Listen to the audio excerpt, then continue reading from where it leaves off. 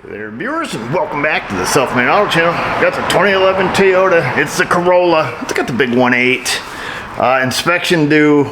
Money lights on. ABS lights on, and the horn doesn't work. At least that's what I saw right off the get-go.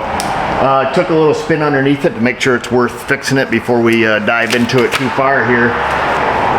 It is. It's getting a little soft, we'll say. It's a little crusty. These cars disappear on you without you seeing it because they have all the plastic on the outside. So yeah, rockers are pretty rotted on it, but it's not rotted near the suspension component, so technically in New York State we can still keep rolling with it. Let's check out the engine light. Let's see what's going on with the ABS lights, figure out why the horn doesn't work. Now I did notice it has the infamous extra key fob, aka the Best Buy remote car start install. So that's something to think about. They oftentimes, you know, tap in their Scotch locks and stuff into, you know, horn lights, things like that. And that's just making an assumption. I don't know how the horn system works yet, but I've got put the maintainer on. I got the key on. Alltel's hooked up. Let's scan it, see what's going on, see what information we can gather before we dive right in. Well, we don't have a lot of time before our next appointment shows up, but let's have a gander here.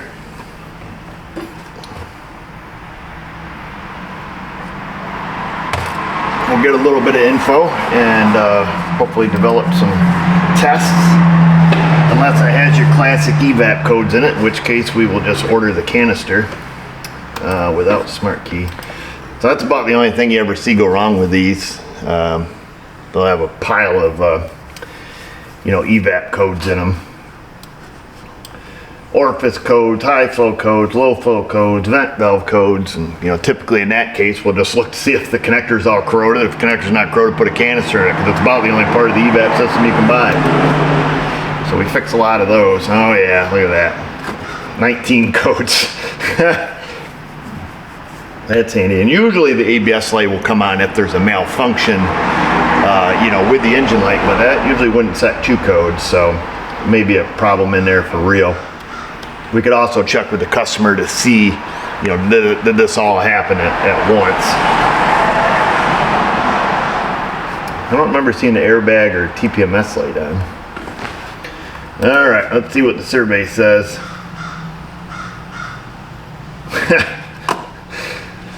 Let's see, orifice flow low, orifice flow high, leak detection pump off, leak detection pump on.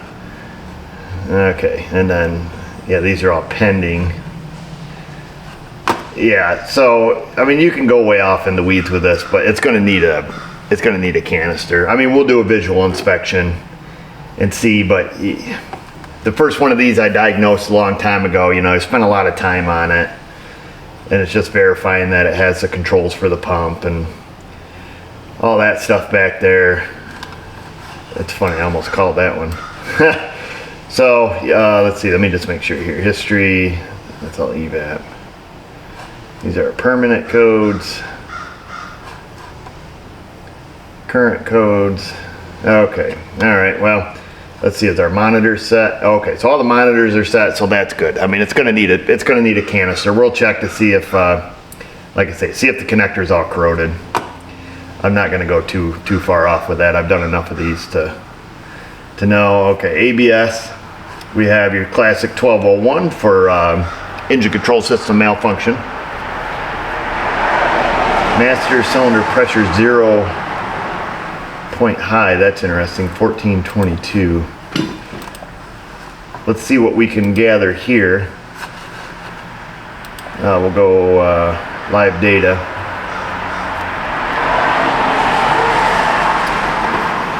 Let's see. What can we type in here? Can we type in 0 maybe? ZR. Oh, okay, 0 point of master cylinder PSI. Huh. Well, let's go step on the brake pedal and see what happens here.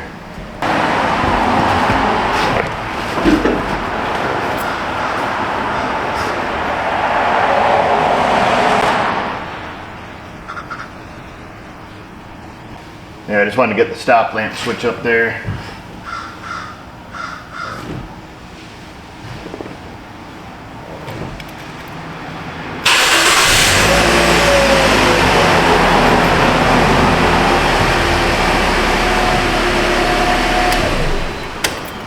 Well, that seems to work.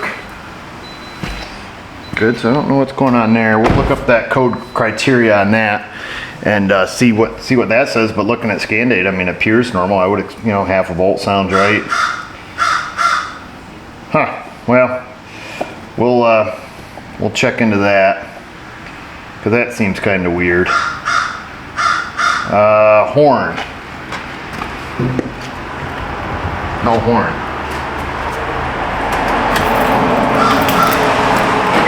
Oh, these just got the beat. Well, let's do the old panic, because this will tell you. Oh, that's a big clue. So we're looking at probably some sort of input. You know, if we have nothing there, but this works. So that tells us horn, relay, fuse, all that stuff's good. Okay, so we need to know, I guess we need to know a couple things at this point. You know, what's the control circuit for the horn look like?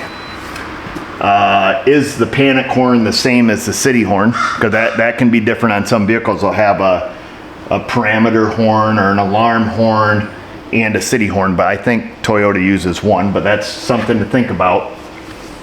You know, is it a 1 horn, 2 horn, 3 horn system? So we need to know about the horn input, and we need to know, let's go back here to our codes. Well, we need to know, is that connector all rotted off the EVAP canister? If it's not, we're gonna, you guys aren't gonna like me for this, but I've done enough that we're gonna skip the diag on that one. This 1422 master cylinder pressure 0 point high. We need to know about that 1422 code. And like I say, no tire pressure light, no airbag light, so those must be history codes too. So maybe that 1422 is a history code. So let's get some service info. Need to find out about the horn, the 1422. I'll raise it back up, look at the connector for the canister. We can still order Toyota parts for today. Canisters are quite expensive on these from Toyota. I have used both. I've used aftermarket through, I guess it would be Standard Motor Products because I get them through Napa, and I've gotten them through Toyota. And I would say I've had good luck with both, if you will. Toyota is to be expected, but aftermarket, I don't know if Dorman makes them. I've never used theirs, but I have used, you know, the Eklund one. Okay, maybe we'll do a diag on it just to show you. I don't know. I'm all confused right now. All right, so I put the vehicle info in, 2011 Toyota. We'll go to service manual. We want to look, first of all, oh, interesting. So, I wonder if Mitchell's getting into some more of the OEM. Usually they're OEM diagrams, they would say. It's usually just like component locations, usually pretty vague. OEM system circuits. Look at that, horn right there.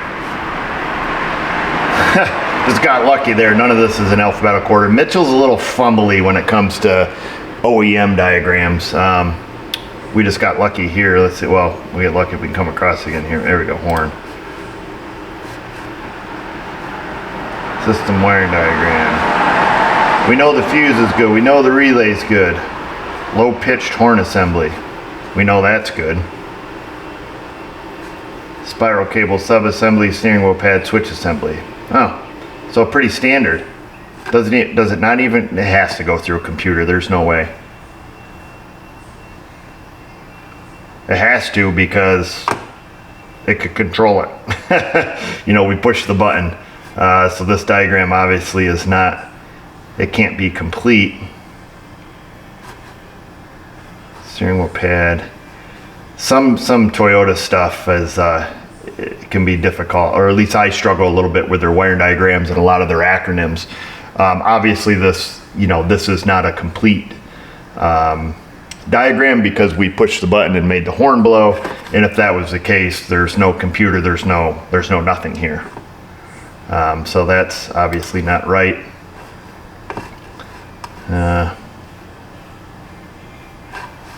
Ours is a 2ZRFE. I can't remember the TMC.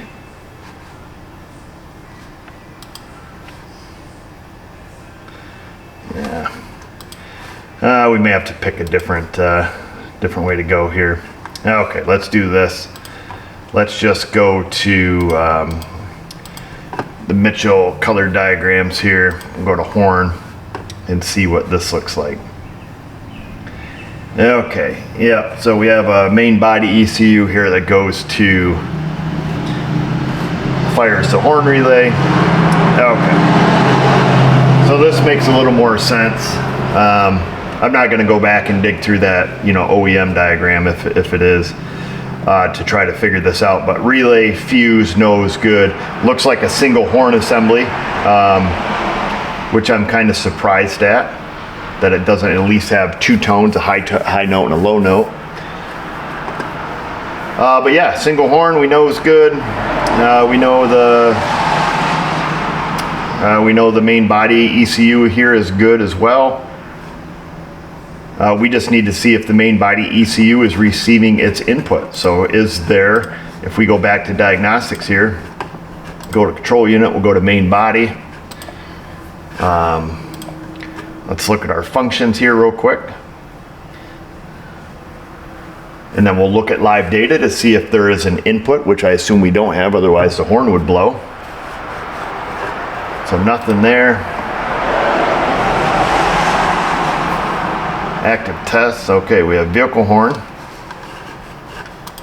which we know works. We'll go to custom list.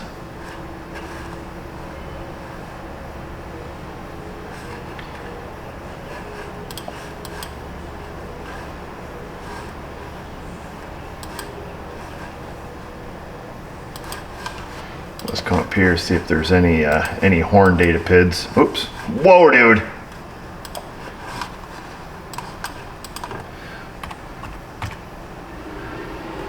Now, panic function. Is there any switch? Let's see, is there a horn switch?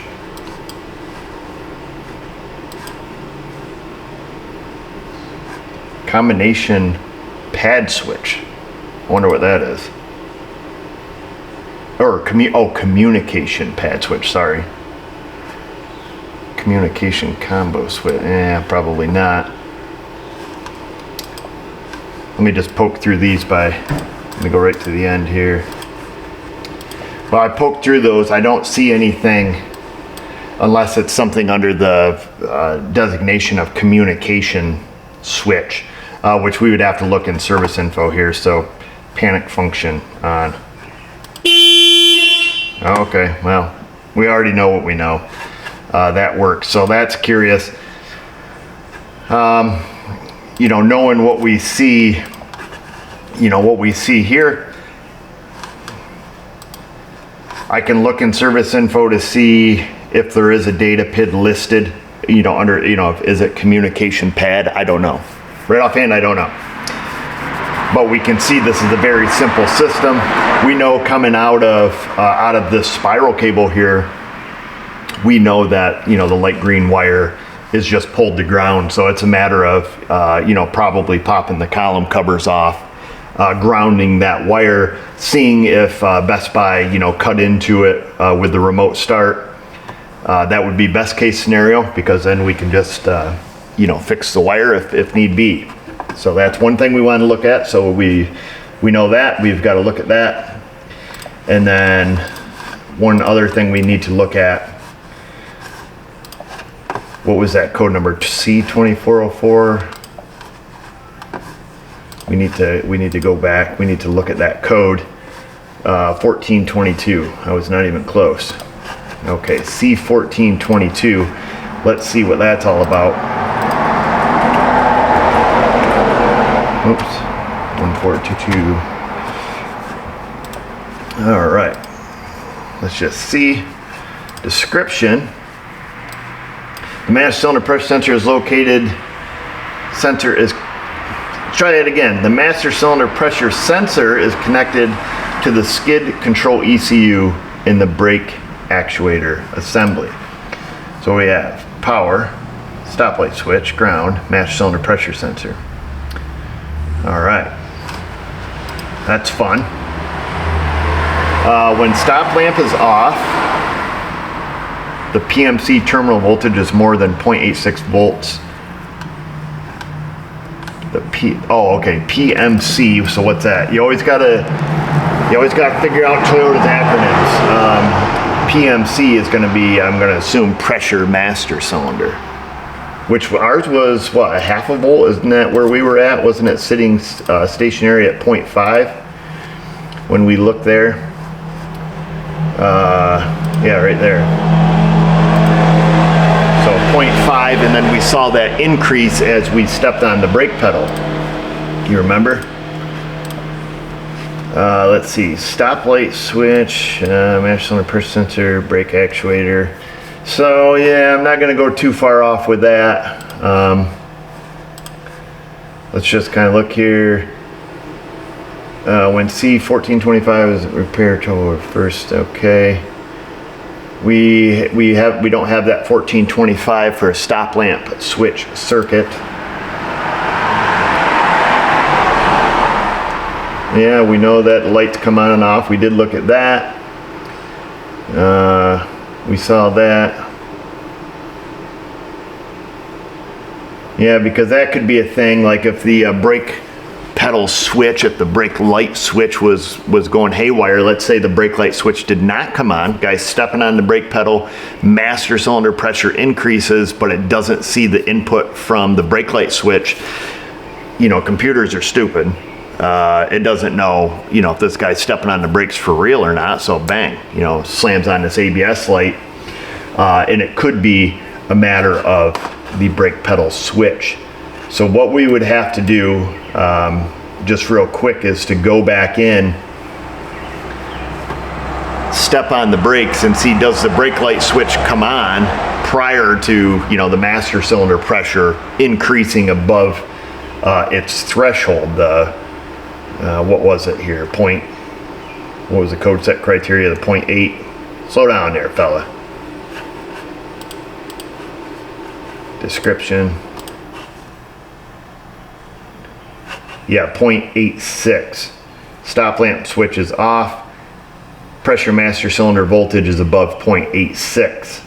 So we need to kind of push that pedal a little bit slower and see. So that's not a big deal. All right, those are the things we need to know. Let's now we know what we know. Let's look at that. That may be an old problem, maybe an intermittent problem. That's hard to say. We've got our horn diagram here. I'm going to take and just print that out so we don't have to look at the screen here anymore. And so E5, B28. I do just want to look at one thing. I know this is going to be kind of silly for you. Yeah, see, I don't know on Toyota diagrams if this, what this junction block here is. 5 and 28. Yeah, anyhow, I just wanted to pop back in there, I just wanted to see myself. Yeah, E5, B28, man. All right, we're gonna use this diagram. Let's keep on keeping on, folks. My fave. No, it's not. But oddly enough, the car doesn't reek like the reefer, the devil's lettuce, the ganja, the sticky green stuff, the downtown brown. Usually the black ice cars do. This car's actually pretty clean, quite refreshing to work on something that doesn't smell like somebody's toilet. Let's see, we're gonna go show all. What do we need? Master cylinder, and then we wanted. What was that under? Was that under switch? Stop lamp switch. Yes, it was. Look at me go. Okay, here we go. We're gonna push slowly. Oh yeah. So we get brake pedal switch long before we hit the 0.8 volt. Actually, you have to push. Well, with the key off, you've got to push quite hard. You got, you know, that face you make. So yeah, with the key off. Oh, we got a radio on here. So it appears that if you just barely touch the pedal here, you know, you give it a little bit, move it a little bit. I'm going to disregard this code. Oh, interesting. We have a min-max value now over here on the Altel. I've never noticed that. Well, that's kind of fun for gathering information over here. You can clear it. Oh, okay. Go Altel. Go Altel. Okay, that's it. We're done. We're done here. I went and got our diagram here for the horn. So let's have a look at that. Did it fix itself? No. Possible options: broken wire, bad spiral cable. Let's see if some other steering wheel functions work here. Cruise control works. At least it's lighting up and down. Let me spin you around here. Yeah, so our cruise light turns on and off as I push this button. Let's see, does our volume... Yep, our volume button works. Does our mode button work? Oh yeah, look at that. Changing our modes. Changing the channel. Does this little guy work? Hello, can you hear me? Testing, 1, 2, 3. 80831. No, don't call that person. Hello. Cancel. Canceled. Gosh. Okay, so that stuff works. So now clock spring, no airbag light. Perhaps that we've lost just the single function of the horn, so perhaps horn switch. I'm leaning off from clock spring, but possibly. Let's see. Column covers. Find the green wire, old son.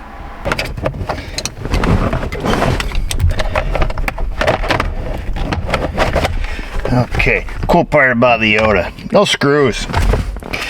It's only cool if somebody hasn't been in there and completely destroyed everything. Now I did look under the dash here prior to pulling that off. Let's see if we get our light set up here. And it's your typical rat nest that we would expect. All right, let's see here. Whoa. Oh, thought I was all up in your business. Okay, we got the Scotch locks. We got the duct tape. Let's see. This should be our clock spring wires here. Should be E5. Let's see. E6, pin number 8. I don't know if that's what that means. Let's see. Light green. Let's just have a gander. And we got a light green. Oh, we got a light green right here on this connector. What pin number is that? Hard to say because I don't see any. Oh, that says 7. And this one is right next to that. 7 is empty and it's right next to it. 6, 7. Nobody knows what that means. Stop doing it. Okay, so we must be on the right wire because that says 8. So we're not 6, 7, we're 7, 8. Who do we appreciate, huh? 1, 2, 3, 4, 5, 6, 7, 8. Oh, okay, so that would make sense. 8, 9, 10, 11 is blank, 12 is dark green. So let's just ground that, and if the horn blows, then we know something. We know the wiring's good. We don't know if the clock spring's bad, but we know the wiring's good. At that point, we'll pop the old airbag off and see if the switch is bad. Let's go grab something to ground that. We got anything in our hat? We got no pins? We got nothing? I find that hard to believe.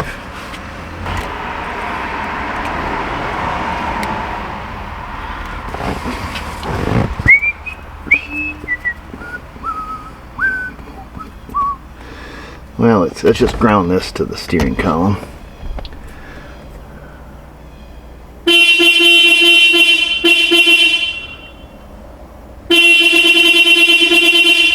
Good morning, neighbors. That's a good thing, old son, right there, because that says, hey, Rocco, your wiring's good. This is not a Best Buy problem. Well, good thing we didn't go just ripping it out. All right, how's the airbag come out? Anybody know? Does anybody know anything? Got a little side cover here, a little side cover there.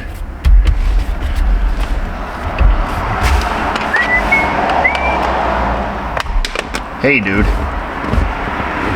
Oh, little airbag, what holds you in? Little airbag. Be my friend.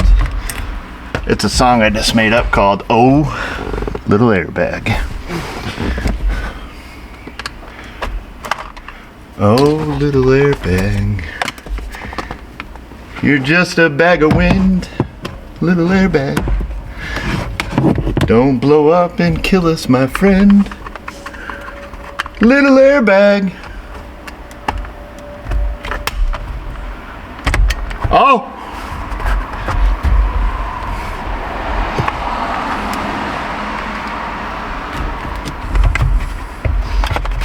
Get out of there.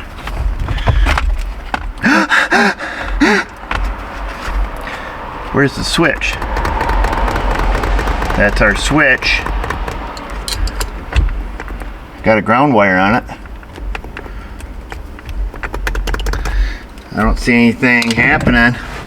What color are we going in from the switch? Is this the switch wire right here? I mean, this is a ground wire. That comes in blue. Whoa, I just pushed the wrong button. Cancel. Pardon? Main menu.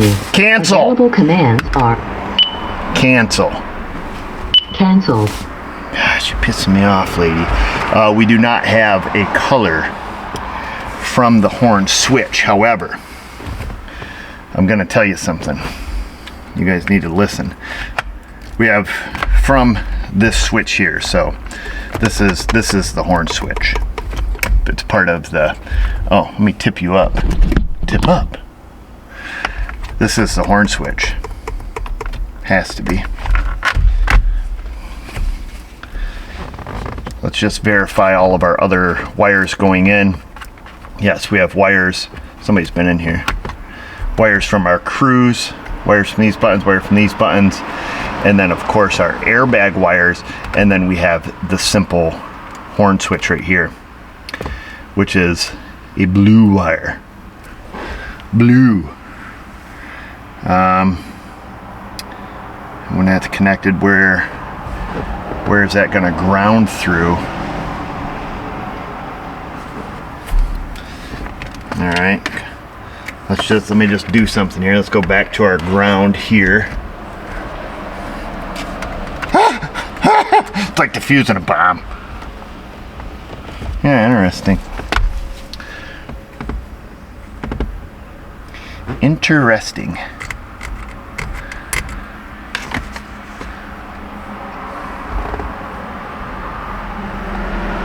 And then that must just ground through the column. Okay. I think just one portion of our clock spring is bad. What do you know, huh? So do we need a clock spring? Connector looks good and clean.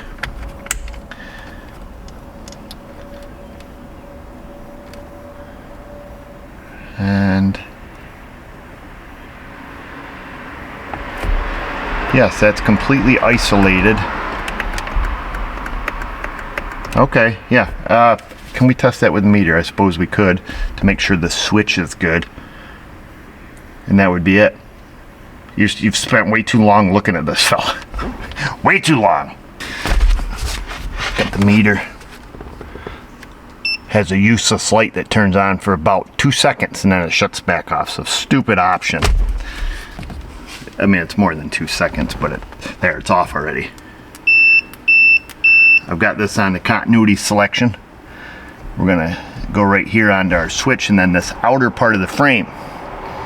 Now when these two halves connect via the horn, that tells us our horn switch is good, which the horn switch, let's be honest, it's the airbag. And we have a good connection here.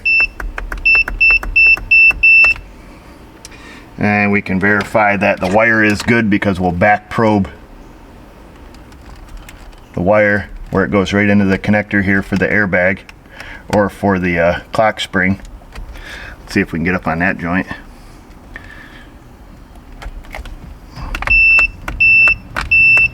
So I'm all the way down at the bottom end of the wire where it goes into the clock spring, and then we're on the upper portion of our switch.